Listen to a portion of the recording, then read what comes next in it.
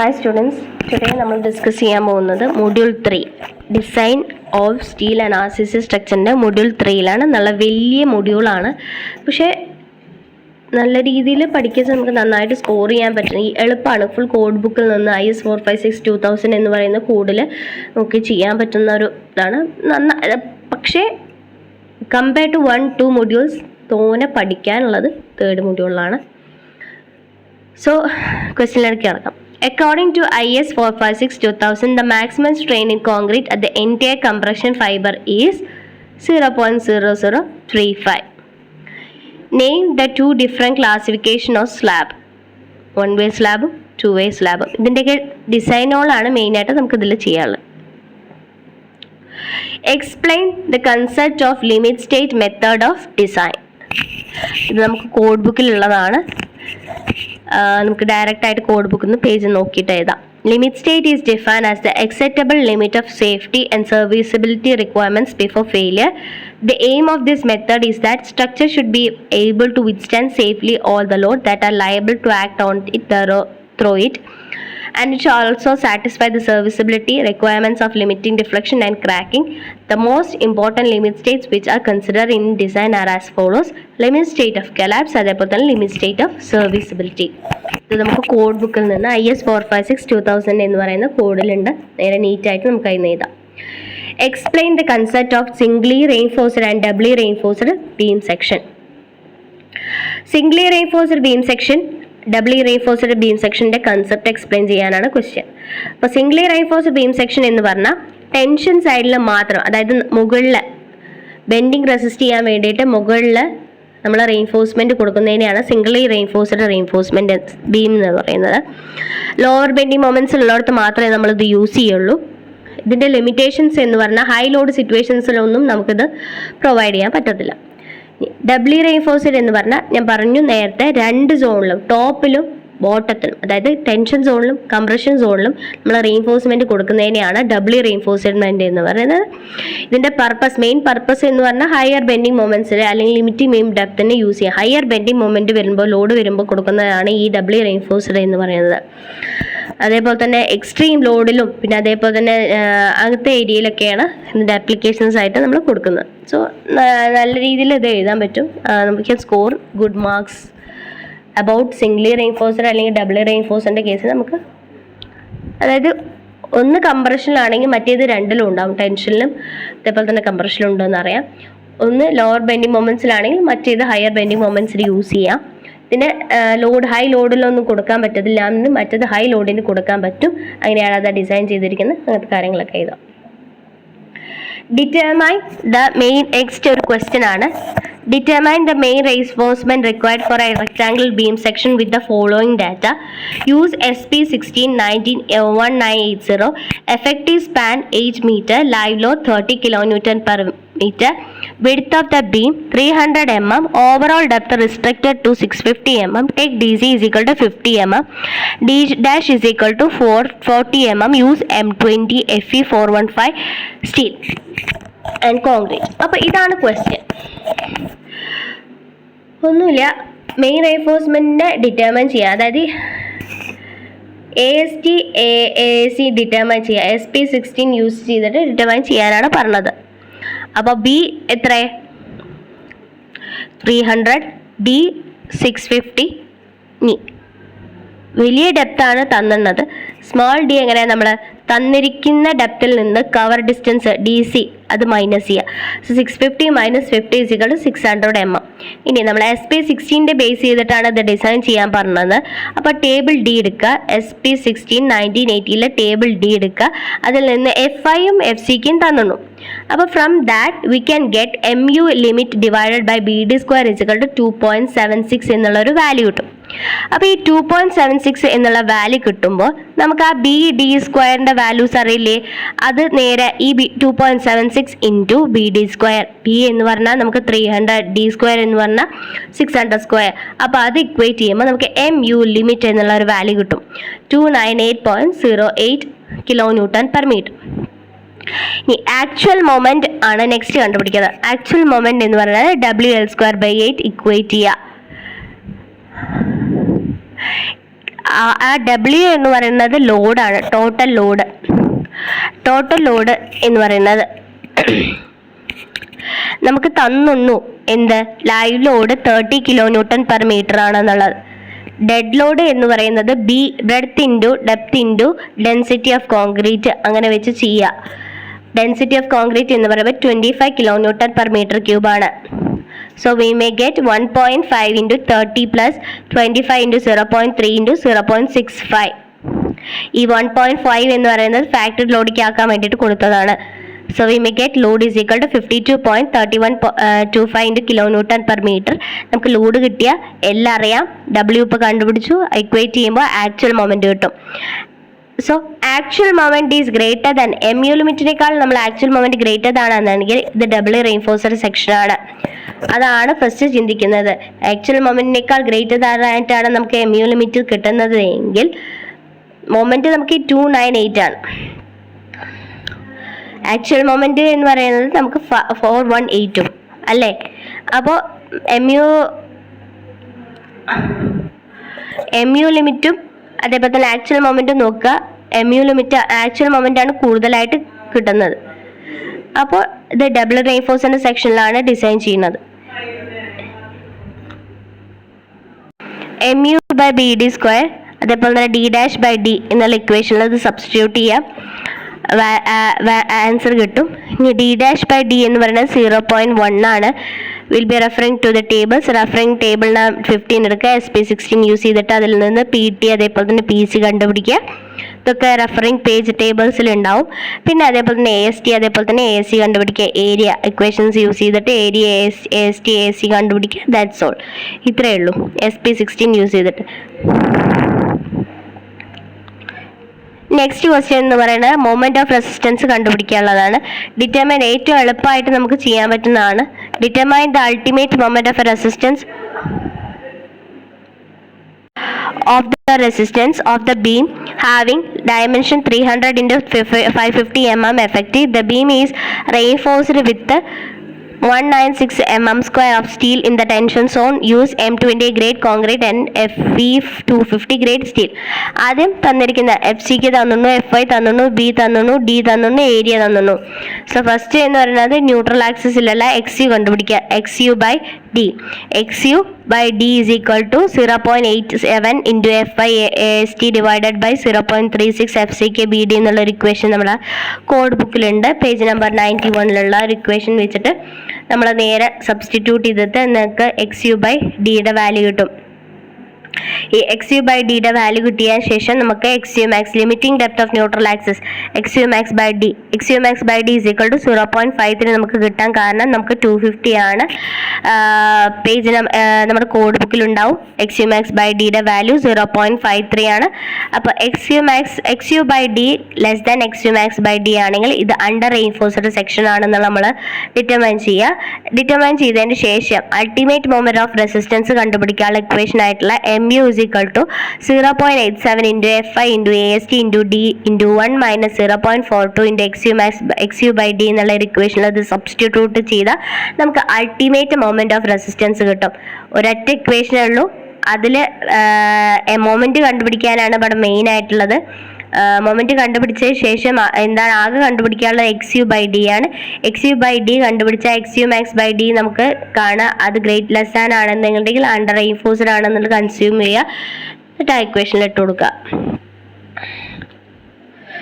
Next ഒരു design a simply supported roof slab for a room of 7.5 × 3.5 clear in size. The slab is carrying an imposter of load 5 kN/m². M20 ഗ്രേഡും F415 ആണ്. Thickness of വാൾ 230 ആണ് കൊടുക്കുന്നത്. അപ്പോൾ ഇത് എന്താണ്, 1 way slab ആണ് 2 way slab ആണോ എന്ന് ആദ്യം നമ്മൾ ചെക്ക് ചെയ്യണം. തന്ന ഗിവൻ ഡാറ്റാസ് എല്ലാം എടുത്ത് ചെയ്ത് LX LY ലൈവ് ലോഡ് പിന്നെ grade of the concrete grade of the steel എല്ലാം എഴുതിയതിന് ശേഷം നമ്മൾ ആദ്യം ചെക്ക് ചെയ്യുക. LY/LX അതായത് 7.5 ഡിവൈഡഡ് ബൈ 3.5 അതായത് 2 കൂടുതലാണ് കിട്ടുന്നതെങ്കിൽ അത് 1 way സ്ലാബ് ആണ്. 1 way സ്ലാബ് ആണ് എന്നുള്ളത് നമ്മൾ ഡിറ്റർമൈൻ ചെയ്തു. ഇനി ഫസ്റ്റ് കാൽക്കുലേഷൻ ഓഫ് ഡെപ്ത് ആണ്. L/D is equal to 20. സ്ലാബിൻ്റെ കേസിൽ L/D റേഷ്യോ 20 ആയിരിക്കും. സോ LX ആണ് നമ്മളിവിടെ യൂസ് ചെയ്യുക. ഷോർട്ടർ സ്പാനിനെയാണ് ലെങ്ത് ഇവിടെ യൂസ് ചെയ്യുക. LX/D. അങ്ങനെ D കണ്ടുപിടിച്ചു. D നമ്മൾ അപ്രോക്സിമേറ്റ്ലി 170 ആയിട്ട് എടുക്കുക. വലിയ D, സ്മോൾ D ആണ് നമുക്ക് കിട്ടിയെങ്കിൽ വലിയ D പ്ലസ് C പ്ലസ് 5/2 എന്നാണ്. അപ്പം അങ്ങനെ വലിയ D കണ്ടുപിടിച്ചു. 195 നമ്മൾ 200 ആയിട്ട് എടുത്തു. ഡയമീറ്റർ 10ഉം അതേപോലെ തന്നെ ഈ 5 കിട്ടാനുള്ള കാരണം 10 mm ആണ് നമ്മൾ ഡയമീറ്റർ അസ്യൂം ചെയ്യുന്നത്. ക്ലിയർ കവർ 20 mm ആണ് ക്ലിയർ കവർ കൊടുക്കുന്നത്. സോ അത് ചെയ്തു.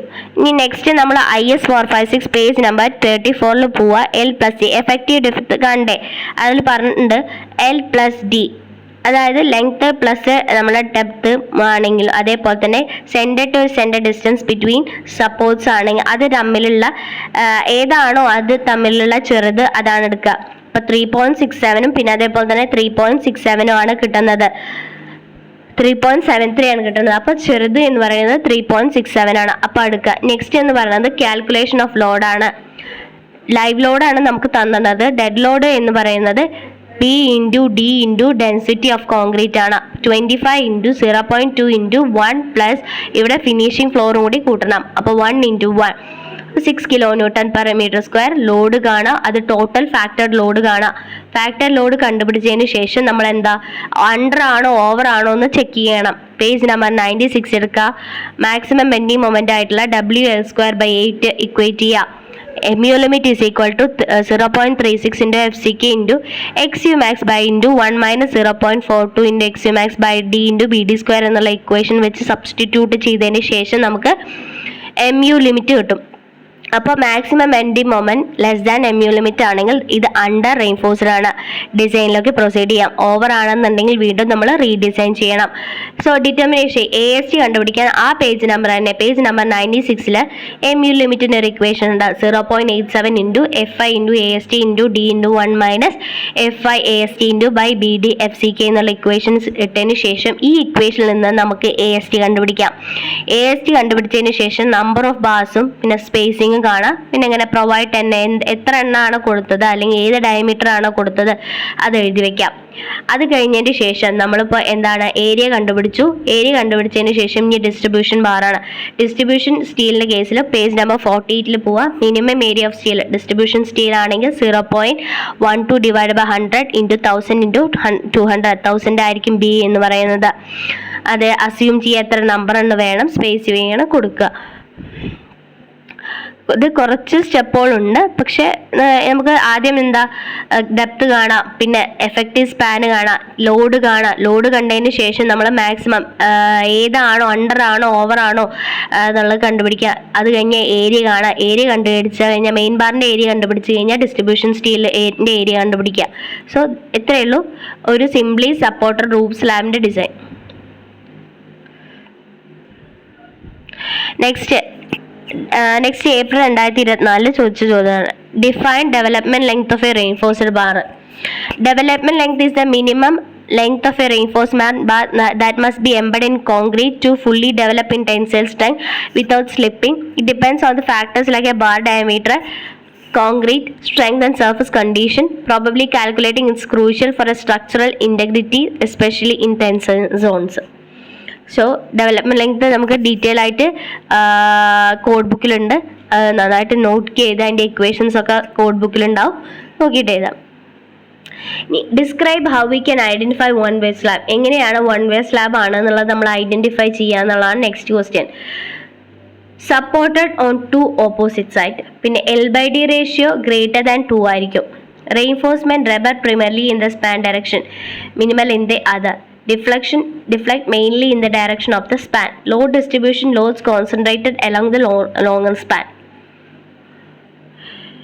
Difference between under reinforced and over reinforced ആണ്. മെയിൻ ആയിട്ട് നമ്മൾ ഇത് അണ്ടർ ആണോ ഓവർ ആണോ എന്ന് അറിഞ്ഞതിന് ശേഷമാണ് നമ്മുടെ ഡിസൈൻ റീചെക്ക് ചെയ്യേണ്ടതെന്നുള്ളത് ഡിറ്റർമിൻ ചെയ്യാൻ പറ്റും. അപ്പോൾ എന്താണ് അണ്ടർ റെയിൻഫോഴ്സ്ഡ് പിന്നെ അതേപോലെ തന്നെ ഓവർ റെയിൻഫോഴ്സ്ഡ് ബീംസ് എന്താണെന്നുള്ളത് നമ്മൾ ഡിറ്റർമിൻ ചെയ്യണം. Design with less steel reinforcement failed by yielding of stress before concrete crushing, provides warning before failure, allowing for the ductile behavior. നമുക്ക് എന്തെങ്കിലും ഒരു വാർണിംഗ് ഫെയിലിയർ സംഭവിക്കുന്നതിന് മുന്നേ പ്രൊവൈഡ് ചെയ്യും ഈ അണ്ടർ റെയിൻഫോഴ്സ്ഡ് ബീമിൻ്റെ കേസിൽ. ഓവർ ആണെങ്കിൽ പൊട്ടും. Fail by concrete crushing before steel is design with excessive steel reinforcement. More brittle failure with little warning. വേഗം പൊട്ടും. ചെറിയ രീതിയിലേ ഉള്ളൂ നമുക്ക് വാർണിംഗ് തരത്തുള്ളൂ.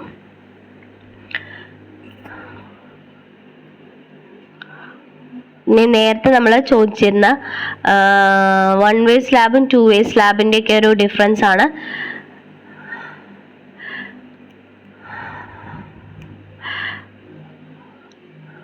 പിന്നെ draw and explain about stress block diagram. നമുക്ക് page number IS 456/2000 page number 69 ഈ ഒരു ചോദ്യത്തിനുള്ള ഉത്തരം. നന്നായിട്ട് അത് വരച്ചേക്കുക, എഴുതി വെക്കുക, ഗ്രാഫ് വരച്ചേക്കുക. Graph page number 17 Calculate the ultimate moment of resistance of singly reinforced beam with depth, width, reinforcement 3 bars ആണ്. കോൺക്രീറ്റ് ഗ്രേഡ് M20 ആണ് FI. അപ്പോൾ ഞാൻ നേരത്തെ ഈ ഒരു മോഡൽ ക്വസ്റ്റ്യൻ ചെയ്ത് നോക്കിയതാണ്. നമ്മൾക്ക് അൾട്ടിമേറ്റ് മൊമെൻ്റ് ആണ്. എന്താണ് FCK FI ഒക്കെ തന്നു. ആദ്യം ഏരിയ കണ്ടുപിടിക്കുക. ആ ഏരിയ കണ്ടുപിടിച്ചതിന് ശേഷം XUMX/D എന്നുള്ളത് കണ്ടുപിടിക്കാം.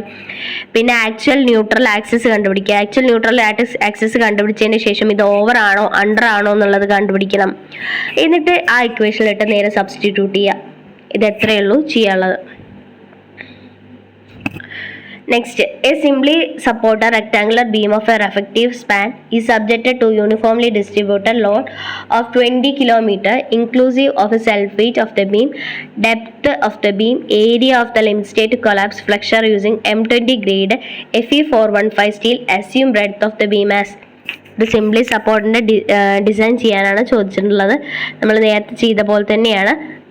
തന്ന ലോഡ് കണ്ടുപിടിക്കുക. ലോഡ് കണ്ടുപിടിച്ചതിന് ശേഷം മൊമെൻറ്റ് കണ്ടുപിടിക്കുക. മൊമെൻറ്റ് കണ്ടുപിടിച്ചതിന് ശേഷം ലിമിറ്റ്, അതായത് ഏതിലാണ് അത് ഡിസൈൻ ചെയ്യണത്, കംപ്രഷനിലാണോ, അങ്ങനത്തെ കാര്യങ്ങളൊക്കെ ചെയ്തതിന് ശേഷം നമ്മൾ ഡിസൈൻ ചെയ്യുക. ഡെപ്ത്ത് AST കണ്ടുപിടിക്കുക. Distinguish between 1 way slab and 2 way slab നേരത്തെ നമ്മൾ ഡിസ്കസ് ചെയ്തതാണ്. 2 way സ്ലാബിൻ്റെ ഡിസൈൻ പ്രൊസീജിയർ എന്തൊക്കെയാണ്? ആദ്യം നമ്മൾ ഡയമെൻഷൻസിലായിട്ടുള്ള ലെങ്ത്തും സ്ലാബ് തിക്നെസ്സും ഡിറ്റർമൈൻ ചെയ്യുക. ലോഡ് കാൽക്കുലേറ്റ് ചെയ്യുക. ഡെപ്ത് കാൽക്കുലേറ്റ് ചെയ്യുക. ഏതാണോ 2 way സ്ലാബ് ആണോ 1 way സ്ലാബ് ആണെന്നുള്ളത് ചെക്ക് ചെയ്യണ്ടേ? അത് ചെക്ക് ചെയ്യുക. അത് ചെക്ക് ചെയ്തതിന് ശേഷം മൊമെൻറ്റ് MX MY ഡിറ്റർമൈൻ ചെയ്യുക. നമുക്ക് ഇനി അടുത്തത് ഏരിയ ഡിറ്റർമൈൻ ചെയ്യുക. ഏരിയ ഡിറ്റർമൈൻ ചെയ്തതിന് ശേഷം ഷിയർ ഫോഴ്സ് ഡിസൈൻ ചെയ്യുക. പിന്നെ ഏത് ബാറാണ്, സ്പേസിംഗ് ആണോ, എന്ത് കവറാണോ കൊടുക്കേണ്ടത്, പിന്നെ ഡിഫ്ലക്ഷൻ ചെക്ക് ചെയ്യുക. മൊത്തത്തിലുള്ള കാൽക്കുലേഷൻസ് എല്ലാം ഇതാക്കാം. സോ ഇവിടെ 3rd മൊഡ്യൂളിൽ മെയിനായിട്ട് ഒരു സിംഗ്ലി റെയിൻഫോഴ്സിൻ്റെ കേസിലുള്ള ഡിസൈൻ പഠിച്ചേക്കുക. അതിൽ ഓരോ സ്റ്റെപ്പും നമ്മൾ ഏരിയ കണ്ടുപിടിക്കാനുള്ളത്, പിന്നെ അതേപോലെ തന്നെ മൊമെൻറ്റ് കണ്ടുപിടിക്കാനുള്ളത്, ഷിയർ ചെക്ക് ചെയ്യാനുള്ളത്, അങ്ങനെ ഓരോ സ്റ്റെപ്പുകളുണ്ടാവും. ഒരു ഡിസൈൻ പഠിച്ചു വയ്ക്കുക. എന്നിട്ട് അതിൽ ഓരോ ചോദ്യങ്ങളാണ് നമ്മൾക്ക് ചോദിച്ചിട്ടുള്ളത്. അപ്പോൾ അതേപോലെ തന്നെ 2 way സ്ലാബ്, 1 way സ്ലാബ്, ഡബിളിയുടെ കേസിൽ, സിംഗിളിയുടെ കേസിൽ എല്ലാം അതിൻ്റെ ഡിസൈൻസ് പഠിച്ചേക്കുക. അതിൻ്റെ പ്രൊസീജിയേഴ്സ് ഒന്ന് നോക്കി വയ്ക്കുക. സോ ഇത്രയേ ഉള്ളൂ മൊഡ്യൂൾ 3 ക്വസ്റ്റ്യൻസിൻ്റെ ഡിസ്കഷൻ. So thank U.